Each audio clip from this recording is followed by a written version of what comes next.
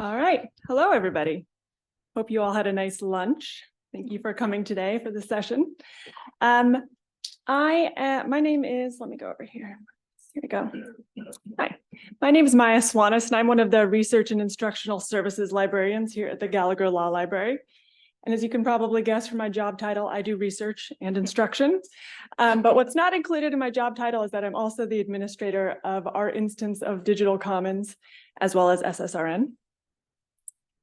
Hello, my name is Pearl McCrae. I'm our collection management librarian here at the Gallagher Law Library.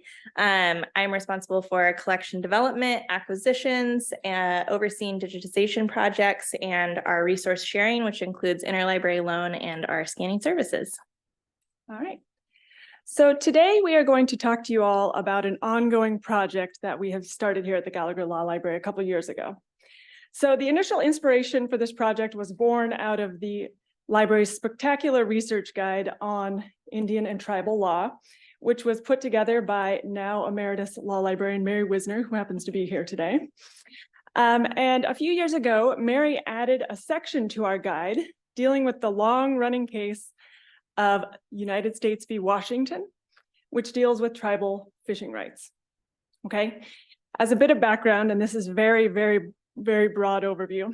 So the treaties made with tribes in the Pacific Northwest reserved to the tribes the right to fish in off-reservation waters. Over time, the tribes' fishing rights became contentious as non-tribal anglers and sport fisher persons entered the fishing realm. And in the 1950s and 60s, conflicts between the commercial fishing operations and the tribes began to emerge. At the same time, the state was also acting to regulate the tribes' ability to fish off-reservation waters without consideration of those fishing rights that were reserved in the treaties that the tribes entered into with the federal government. And beginning in the 1960s, there were a series of fish-in protests, which are like sit-in protests, but done on the water while fishing. And at these fish-in protests, tribal members would go to traditional fishing sites and fish without a permit, which often prompted arrest. These protests sometimes led to hostile encounters, and that eventually culminated in a pretty violent interaction between the Tacoma City Police, the state game officials, and tribal anglers on September 9th of 1970. 9 days after that event, a complaint was filed in the U.S. District Court for the Western District of Washington by the United States as trustee for 7 tribes. And that complaint was against the state of Washington, alleging that the state's fishing laws and regulations infringed on the tribe's treaty fishing rights. And that matter was assigned to Federal District Court Judge George Boldt. And then in 1974, skipping forward a little bit, after years and years of court proceedings and a 3-week trial, Judge Boldt issued a decision which affirmed in the Native American treaty fishing rights and found that the tribes had the right to up to 50% of the off-reservation fish harvest. And that ruling ultimately became known as the Boldt decision. But that was very far from the end of the matter. So since that initial decision, there have been numerous sub-proceedings, and appeals that have resulted in published opinions from the Federal District Court, the Ninth Circuit, the US Supreme Court, and even the Washington State Supreme Court. And conveniently, Mary went through and found all of those published decisions and added them to our Indian and Tribal Law Research Guide. And this case is still ongoing. Okay, so the most recent opinion I found was issued by the Ninth Circuit in May 21st of this year. So it's very much a going concern. So you can imagine that there are a lot of filings associated with this case. Oops. Don't want to show our hand here. Keep you in suspense. Okay, thanks. So as we here in Gallagher have been thinking about items from our collection that we can digitize that are both useful and somewhat unique to our holdings, we thought that a collection of briefs related to this case that are gathered in a central searchable repository might be really valuable. And valuable not only from a historical perspective, but also from an access to justice perspective, because this case is still ongoing. And it feels important for people to be able to see the arguments that have been made in the past and how the court has ruled, or various courts have ruled, based on those arguments. And this is especially true where some of these briefs are accessible through paid services like Lexis, Westlaw, and Bloomberg. But I will note that even the briefs available on those platforms are very far from comprehensive. And we are uniquely positioned here to have many of the relevant briefs available in our print collection. So we have print briefs for the US Supreme Court here back to 1936, for the Ninth Circuit back to the late 1800s, and from the Washington Supreme Court back to the 1870s. So we took that initial list, conveniently put together by Mary for us, and in June of 2022, we started pulling the physical briefs from our collection related to the various matters involved related to this case from the Washington State Supreme Court, the Ninth Circuit, and the US Supreme Court. Coincidentally, after we started this project, we realized that 2024 is the 50th anniversary of that original Boldt decision. And we learned that the topic of the 36th Annual Indian Law Symposium, put on by UW Law's Native American Law Center, was going to focus on this 50th anniversary of Boldt. That was the topic.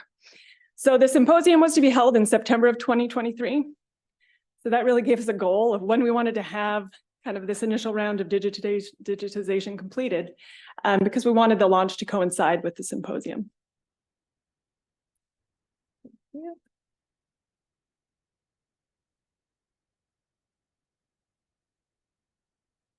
So initially, we started digitizing these briefs ourselves in-house. We acquired a new scanner that would allow us to create archive-level images of the briefs and then put them on our institutional repository. We began digitizing, as Maya said, in June of 2022. By roughly June of 2023, I would say that we were at about 100 briefs digitized.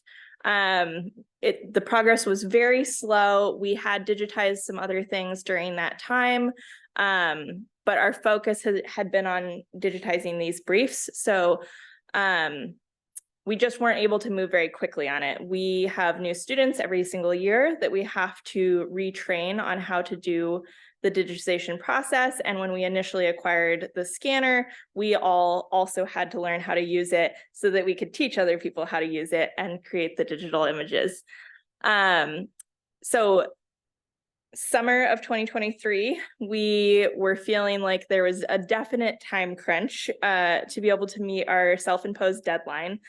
We met with UW Libraries to speak to their preservation department to see what their workflows were like, and what scanners they were using, how they were collecting images, to get advice for how we could speed up our process. They are in a very different position than us. They have an entire department dedicated towards digital preservation. They have a whole team of students, many of which stay on for multiple years. So they're able to do digital projects in a very different way than us.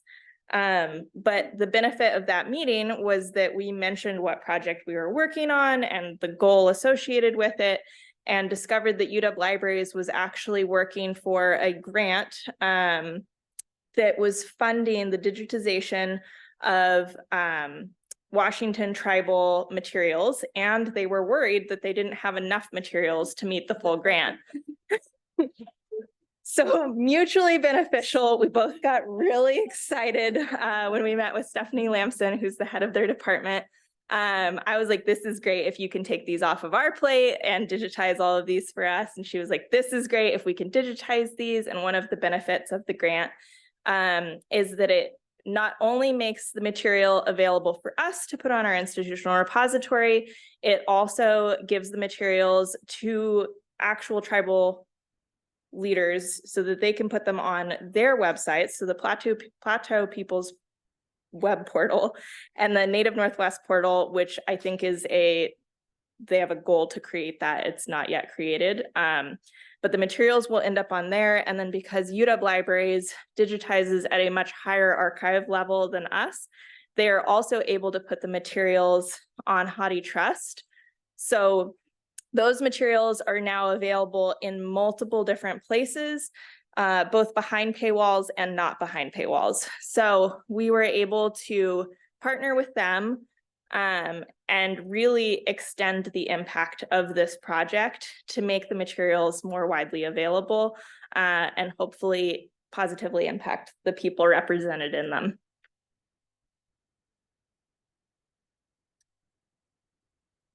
Okay.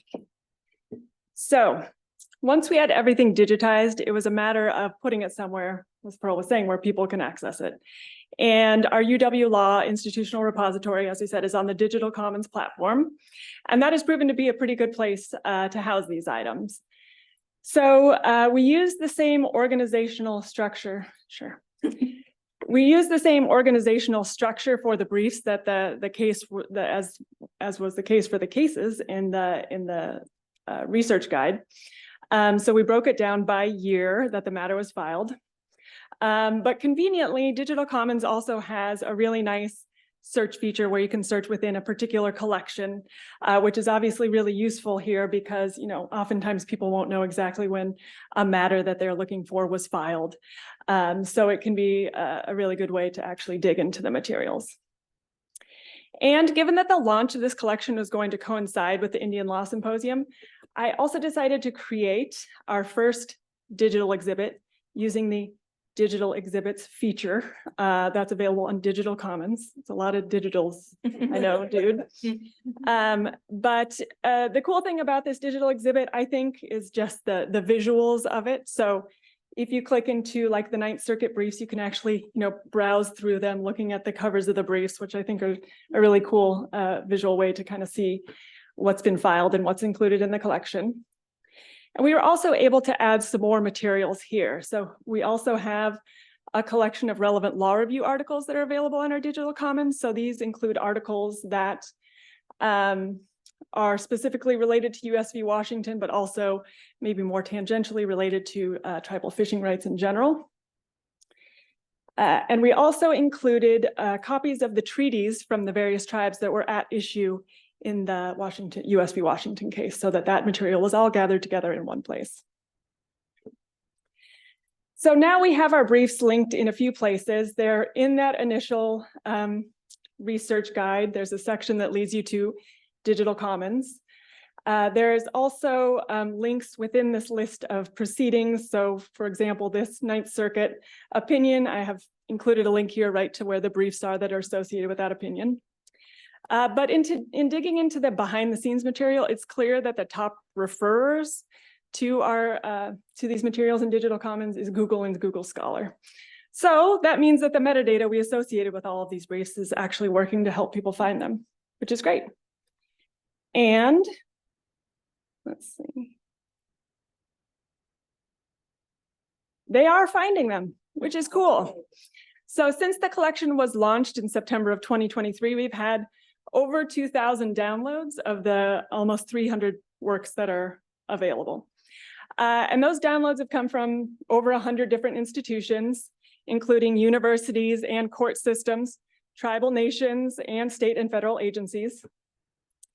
And some of these individuals may have access to Westlaw, Lexis, or Bloomberg, or the big commercial platforms, but in all likelihood, many of them don't. So it feels like a win that they're able to find these materials for free on our site. And now a little bit of the downer part of it, limitations. So like with any digitization project, we face challenges with this. Quality control being a challenge that we're going to have to face with any of the projects that we take on. With new students every single year, you're training a new batch of people to do the work. And then you're having to double check that they have actually understood what they're supposed to be doing. They're collecting the metadata correctly. They're saving the files to the correct places. They're actually exporting the files. So there's a lot of work that goes in behind the scenes to making sure that we can create a quality finished product. It takes a lot of time, which is also a valuable resource for us. So what we do is we have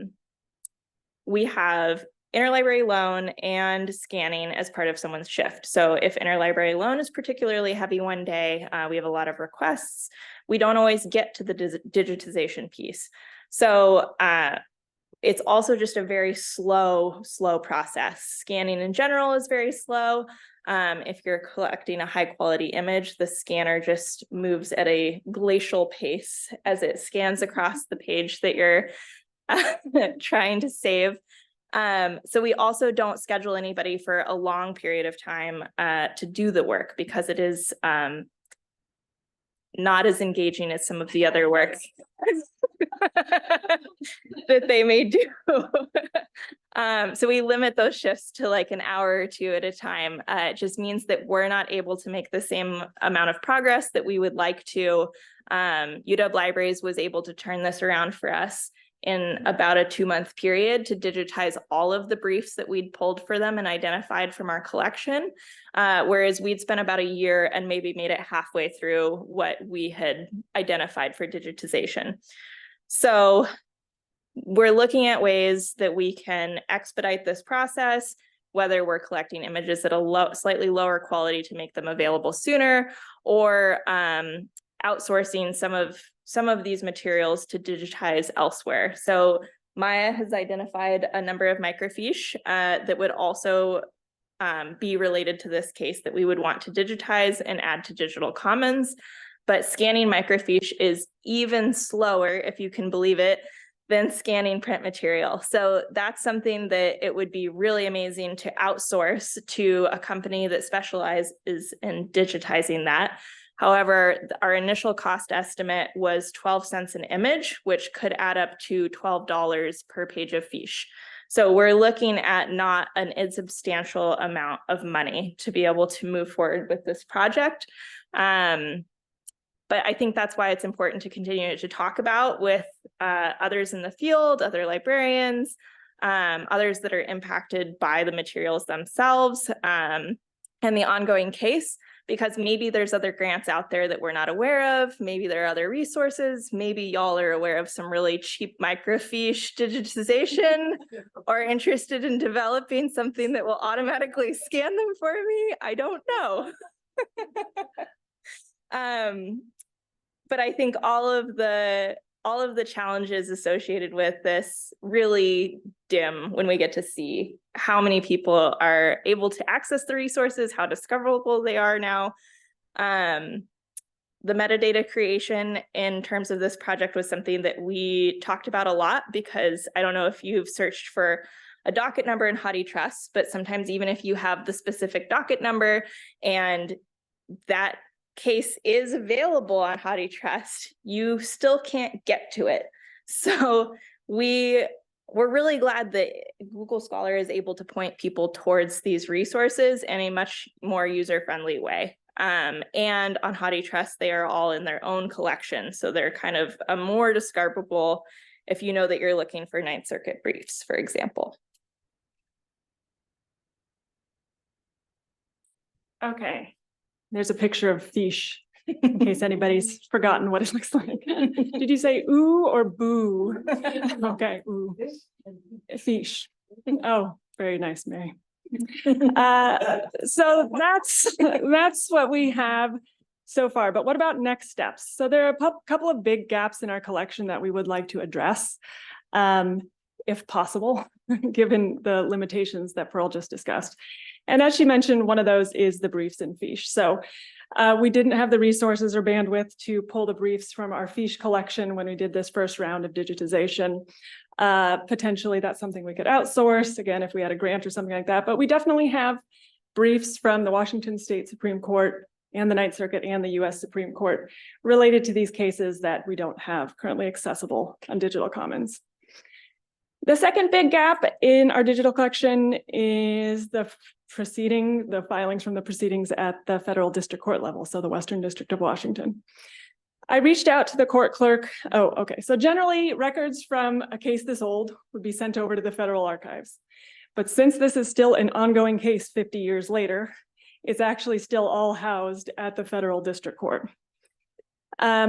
And I reached out to the court clerk there to say, hey, how can I get access to these materials? And it turns out that everything from June 2nd, 1983 onward has been digitized and is available through Pacer, which is pretty astounding and pretty fantastic.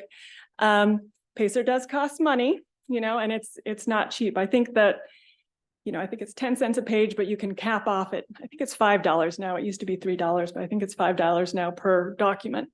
So that can get expensive. The other issue is that when I looked at the docket, there are currently 22,600 docket entries, which is a lot to sift through, right? As we're trying to figure out what might be important to pull, what would be useful to pull and put up on Digital Commons. I mean, that's just a lot of time and energy just figuring out what's on there and what would be useful. For all the pre-1983 materials, again, that's at the federal courthouse here in Seattle. And when I reached out to them about accessing it, they told me that since these files are so old, there are some what they called inconsistencies in what they are able to find. I don't know exactly what that means.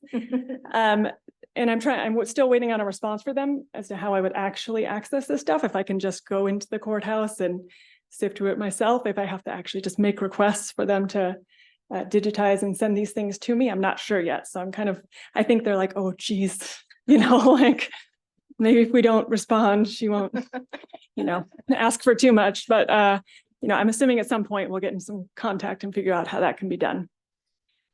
And there are also a number of other cases related to tribal fishing rights that would be, I think, important to add to this collection. Mary's guide identified quite a few of them back to the 1940s. And for the ones that we had briefs for, we've already digitized those and they are available on Digital Commons, but there are other cases that we could add there as well.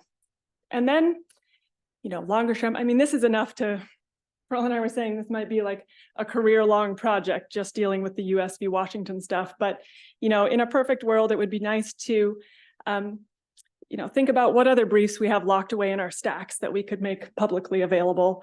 I've been in conversation with some individuals in the Native American Law Center about other prominent cases of tribal and Indian law rights or cases originating in Washington that we could also do a similar project for to kind of build a robust collection of briefs. So thank you very much and let us know if you have any questions.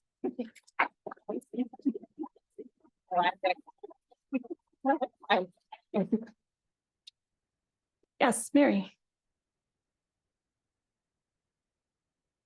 Thank you. That was great. I think that that win-win with main campus with the digitization and that grant, I'm just trying to figure out the tribes should be really interested in getting some. I'm just wondering how to pursue that, because I'm guessing once you said, oh, what a perfect solution, you're worried you won't have enough. You have plenty. Let's do it.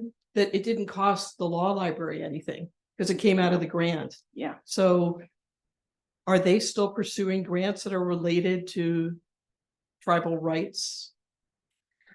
That I don't know. We have reached back out to UW Libraries Preservation to say, here are some other Washington resources that are unique to our collection that we're interested in digitizing. Are you interested in partnering further? And I think there's some hesitance there just because they have so much on their plate.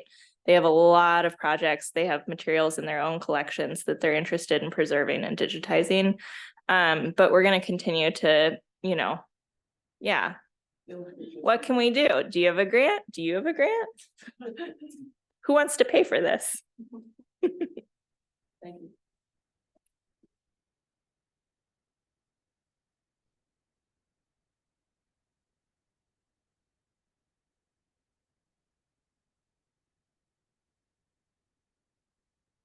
Thank you. I'm curious if the grant wasn't available to you, would you have pursued this project at all? Would you have tried to outsource the digitization work to a vendor? Or I'm just curious about the economics of this as to whether it's feasible for academic law libraries to purchase digitization equipment now at this point, given that we have vendors that we can outsource this to, such as Hein Online, for example. Mm-hmm. Yeah, so we really wanted to be able to digitize and do what we wanted with the material that was outside of copyright. So purchasing a scanner did make sense for us. We have a lot of other unique material, especially Washington, in our collection. So we knew that we wanted to work towards digitizing that. And we're always going to have law librarianship interns and students, even if it's very slow for us to progress on some of these projects. It's still worthwhile. It's a learning experience for them that they get to put on their resume and talk about in future job interviews. And it's beneficial for us. So we may not be moving as fast as if we outsourced all of it, but we still get to make it available. We have partnered with Hein on digitizing some materials, and some of those, depending on the quality that they come back to us in, we do get perpetual access to a digital copy. But in a lot of cases, it's more limited, like they'll digitize it and put it on Hein, but then we don't get a copy for our digital commons. So we wanted to be able to make things freely available, and this allows us to do that. I think outsourcing to somebody else like HF Group would allow us to do that as well. So that's something that we're going to explore. It would allow us to move a lot faster, but I think there'll always be a component of things that we digitize in-house. And the scanner made a lot of sense because we also were receiving a high volume of requests through interlibrary loan for the Ninth Circuit briefs. So now we're able to digitize those as the requests come in and upload them to digital commons. So that's kind of a mutually beneficial. Someone doesn't have to come into the library to access those materials, but we can make them available. And then it's like a two birds, one stone scone. Yeah. As Mary would say, situation so that we can also upload a digital copy and make that more widely available. And I think in thinking about this as a long-term project, like Pearl and I are going to be chipping away at this for a very long time. So in that sense, it makes, not economic sense, but like when you're spreading it out over years and years of getting these briefs digitized as we have the capacity to do so, I think it's, working for the greater good. This is more of a comment. It was 2 weeks ago, the NASIG conference was in Spokane, and the guy from Joe Hinger from LLMC Digital was there. And he's like, hey, I'd like to come by Gonzaga and just say hi and thank you for, and I've always looked at LLMC Digital as kind of like, yeah, they're passing around the hat. I'll pay the $8,500. And it's sort of a database of like last resort. Like I've checked everywhere. I'll check here. Oh, look, it's there. But he kind of gave us a breakdown of everything that's on LLMC Digital. And he made a distinction between like the commercial publishers, and we all love Hein Online, but they're a commercial publisher. LLMC Digital is it's a nonprofit. And he went through the whole process of like, when you donate things to them, they guillotine them, and then they do this scanning, and they talked about all this stuff. It was fascinating. And then ultimately they send the print hard copy to a salt mine or a salt in Kansas, which is like, salt case. I want to freaking go to that. That sounds like it's cool as hell. Yeah. But did you think about them insofar as maybe giving them some, not the hard copies, but some of the digital products or anything? Yeah, so we actually reached out to them. Maya and I went down a whole salt cave rabbit hole one day. We found that. I received an email back from LLMC where he mentioned salt mines like 5 times in the email. And I was like, what is this guy talking about? I've never heard of this. If you haven't heard of this, Google it. It's insane. They're massive and they're full of archival documents. So yeah, and there's secret stuff that they can't even talk about or show on film. Who knows what's down there? Mysteries. So I think that they're really promising, but I think I would look at them more for things that we're interested in withdrawing from the collection, that we're okay with being completely destroyed. We don't want to retain a print copy of it. We're fine with them guillotining and saving it down in the dark for however long things stay down there. The briefs, I think, make more sense to either digitize like through HF Group, through an outsourcing, or just via in-house. But I think that there are things, and when we reached out to them and he said, yeah, we'll take whatever you have, I was like, great, we're looking at our collection, so we'll let you know. All right, well, thank you very much. Thank you all.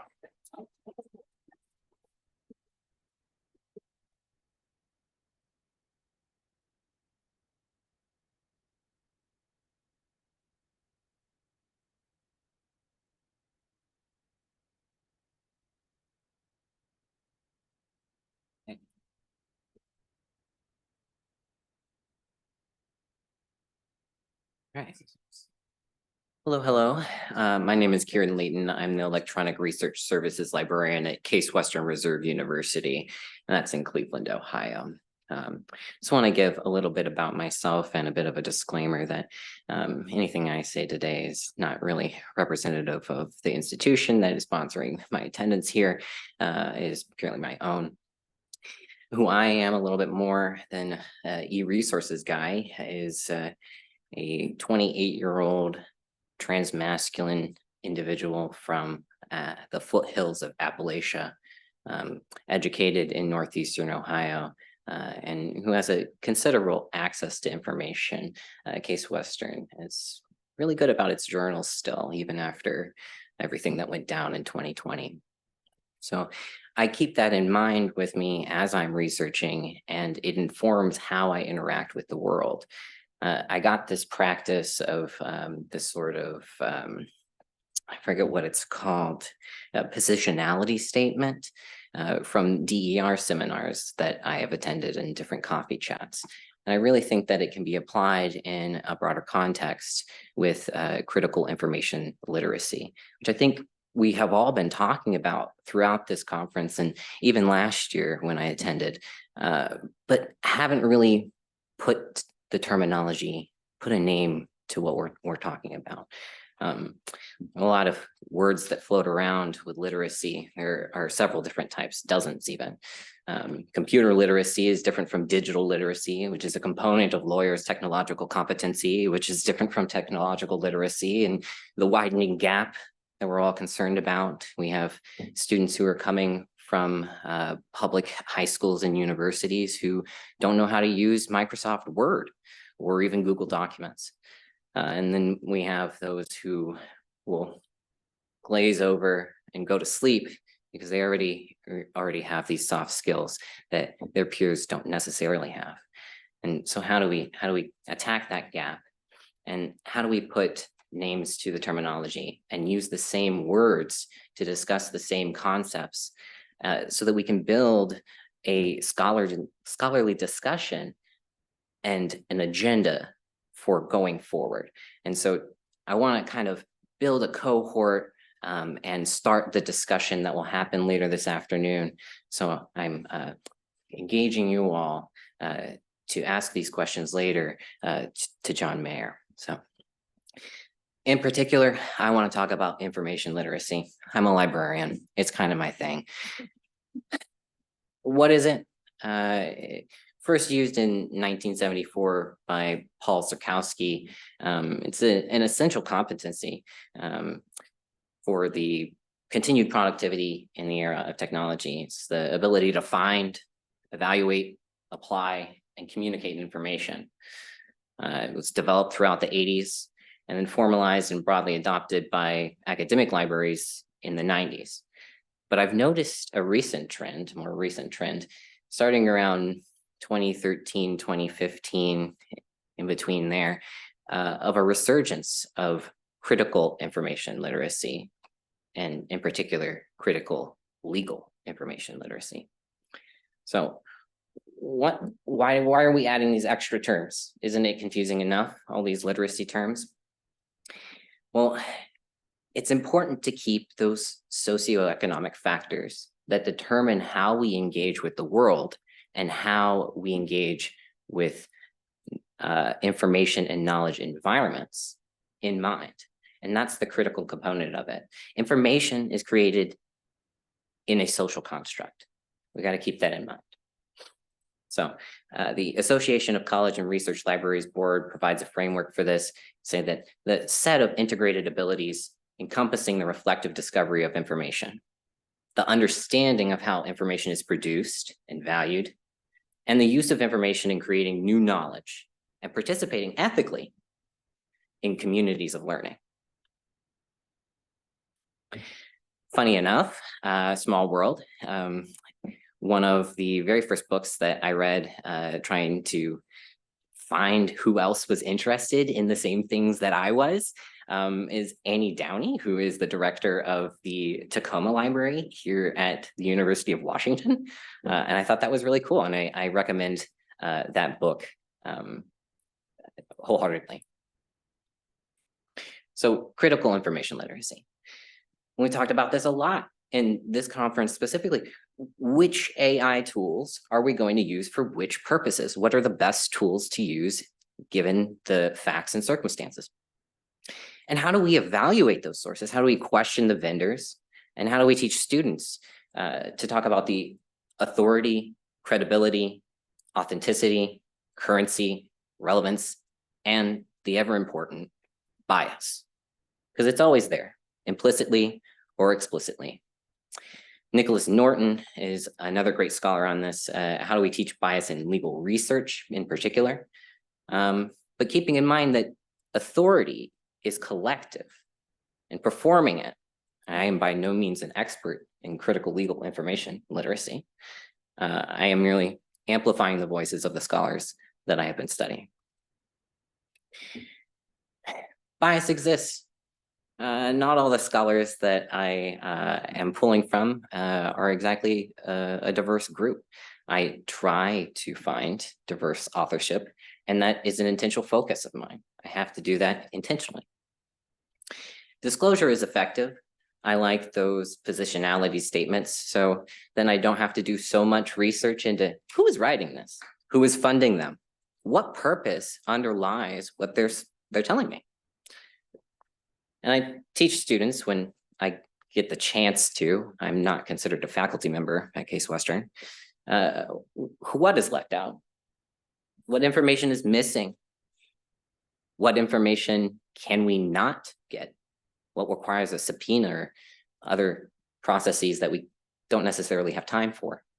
Who is left out? What do publishing industries focus on, and what do they emphasize? And what underlying systems of oppression inform those practices? And what are the implications? What do we do going forward? How do we be intentional in finding diverse authorship when the world is not set up to make that an easy task? And this applies to algorithms too, of course. Even when you're working with a black box and it's not so clear, it's clear enough that the biases are amplified. The people who are training these models have biases, and the models amplify them. So critical legal information literacy, Yasin Soker Harkin. If anyone has access to this article, please share with me. It comes up again and again. She apparently is the one who coined this term critical legal information literacy. And I'm quite interested to read. I know that Nicholas McNally has it. I was reading a blog post just yesterday where he commented that it was an important one to learn. So I might just reach out, but anybody else? Asking those same questions: why, how, and what undergirds the information? I love that word, undergird. Like, what structures the garments? Keeping in mind that ultimate goal of critical consciousness, forming a critical consciousness not only within ourselves, but within our students and the future attorneys who will do justice, hopefully, in the world. Being aware of those power relations, those systems of oppression and matrices of oppression, analyzing our habits of thinking, taking some time to unplug and do live demos and exercises in the classroom to think about different methods of thinking, challenging discursive and ideological formations. How do we come up with the ways that we think? And then taking the initiative to change.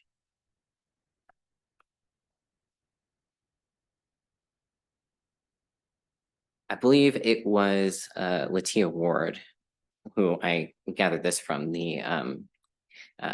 the experience of teaching critical information literacy as a law librarian, I believe is the article that this is taken from.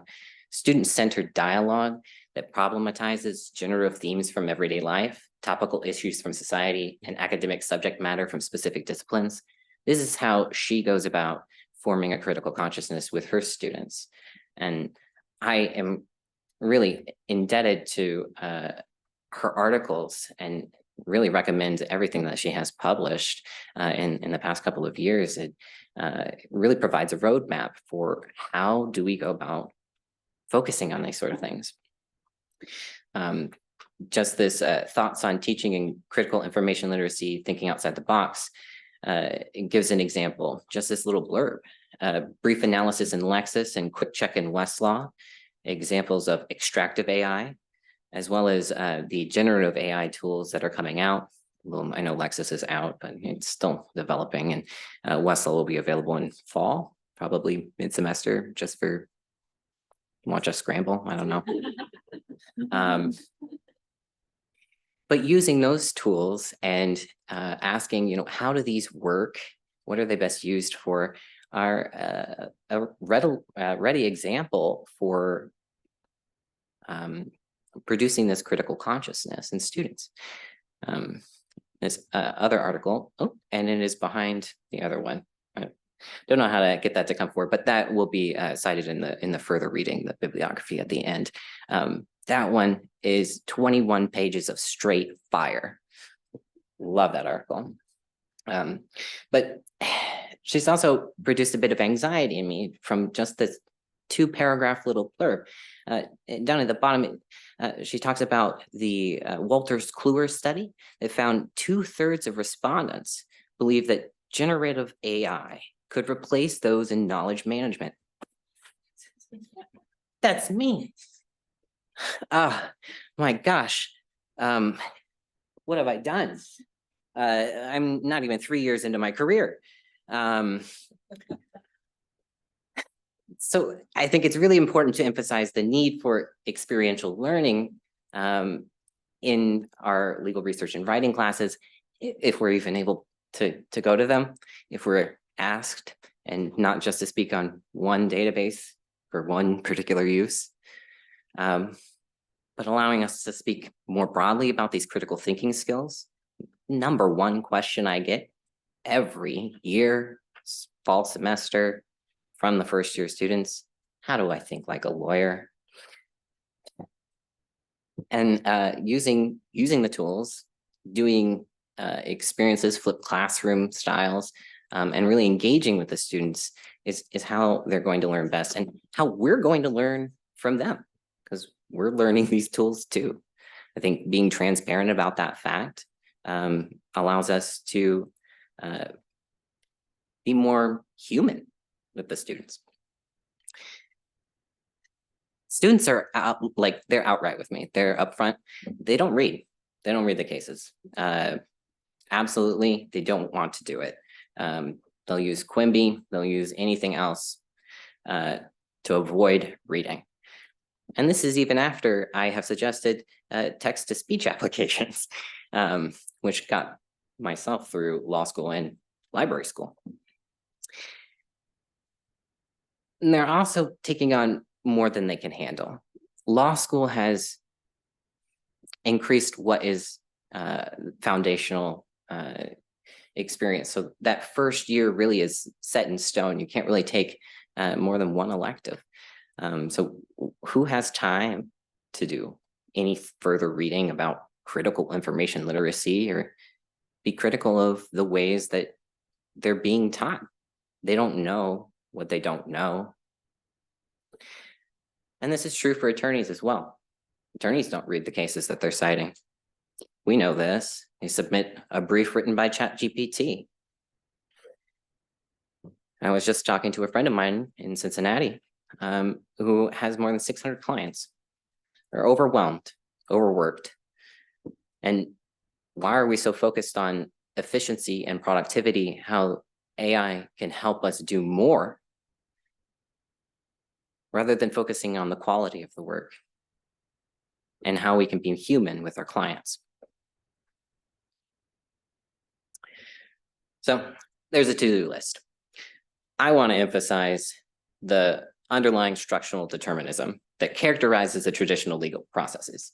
That positivism that Latia Ward is like, we could do better.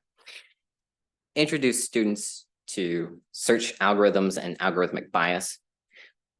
Search operators, oh yeah. Explain head notes and legal information publishing process.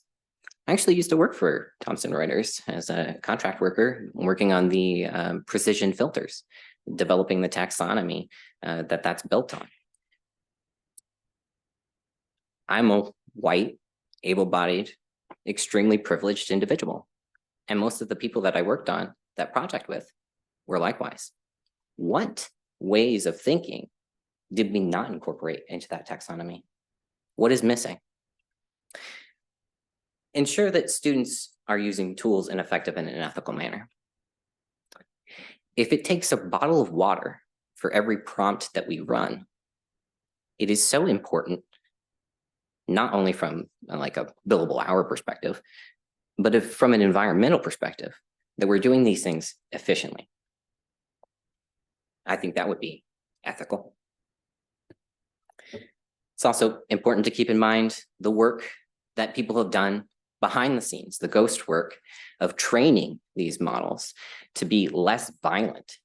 All of the content in there that's racist and anti-Semitic and sexist and transphobic was reviewed by a person.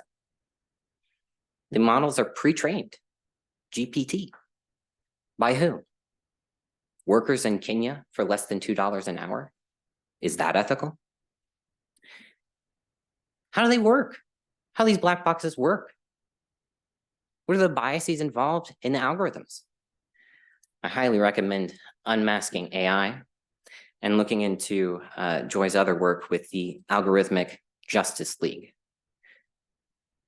to talk about those issues. And then just yesterday, I was going over the AI Law Librarian's blog, and Debbie Ginsburg from Harvard wrote about that, Ghost in the Machine.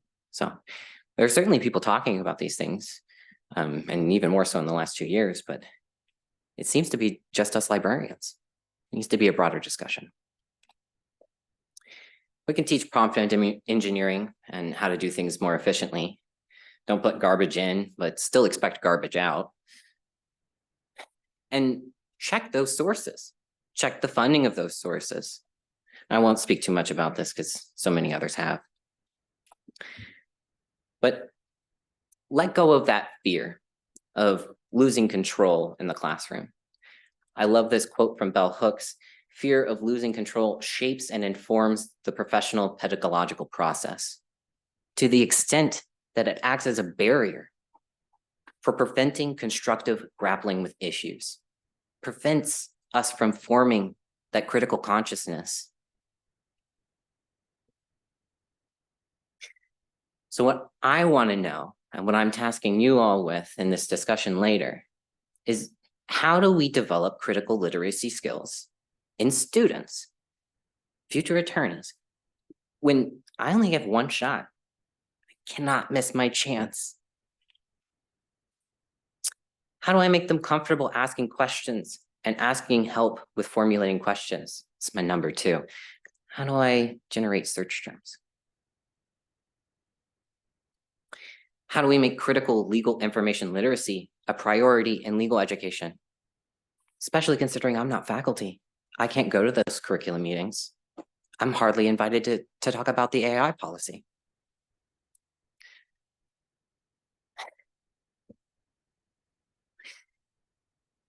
I want to know, what do you want to know? How can we help each other? How can we work together? And how can we form a better world where we're skeptical of the information environments that we live in? Thank you.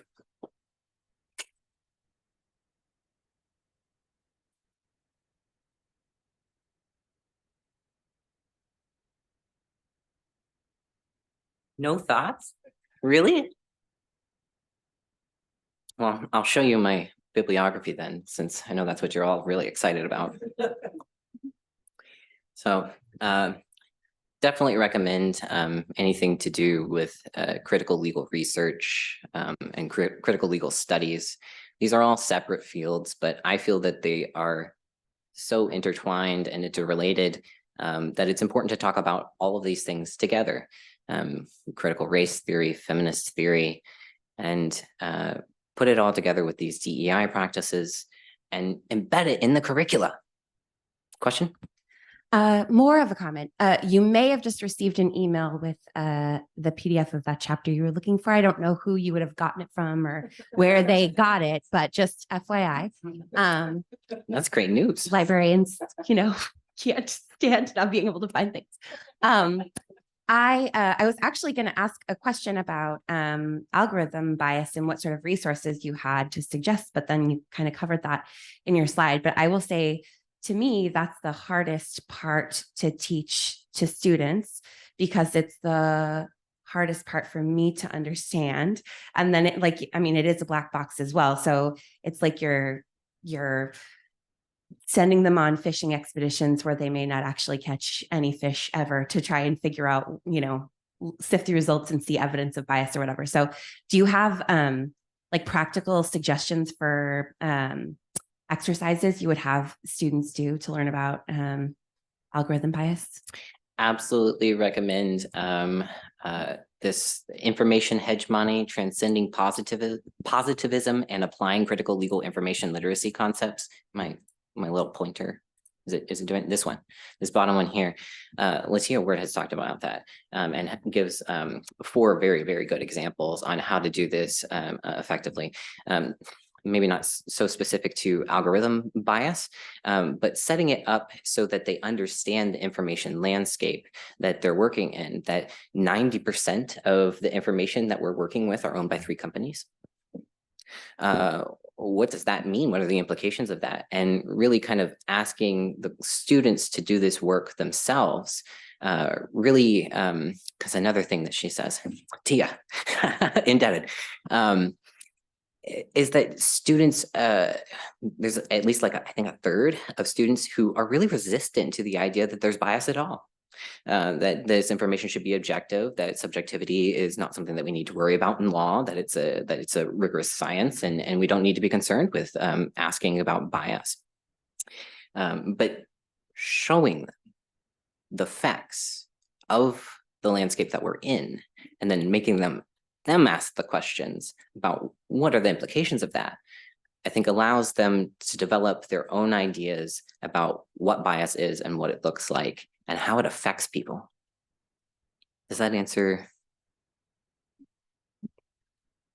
Yeah, that does answer my question. I mean, I think just as a comment as well, anytime I've had the opportunity to introduce, the hegemony or the duopoly or whatever those concepts to legal research students, they're always shocked, appalled, fascinated, and it keeps coming up. We'll just have a couple classes on it and it keeps coming up in future assignments and reflections and stuff too. So I just want to echo that, not only is this vital information for them to have and that they don't have it, but they also find it really interesting. And then they start to see their own evidence of, some of the issues with,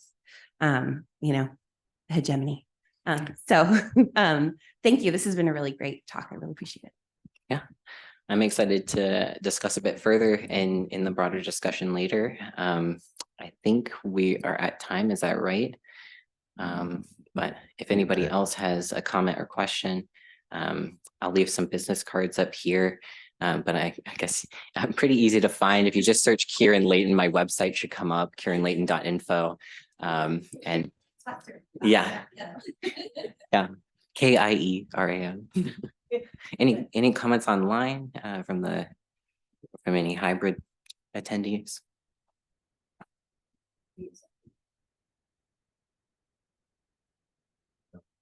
All right. Well, thank you so much for having me.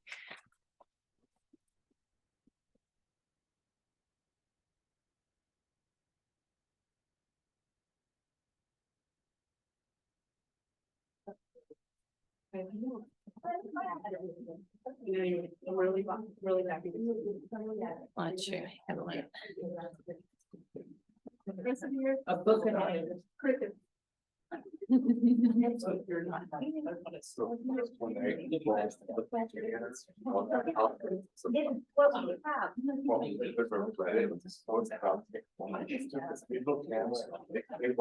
Desk monitor. Sure.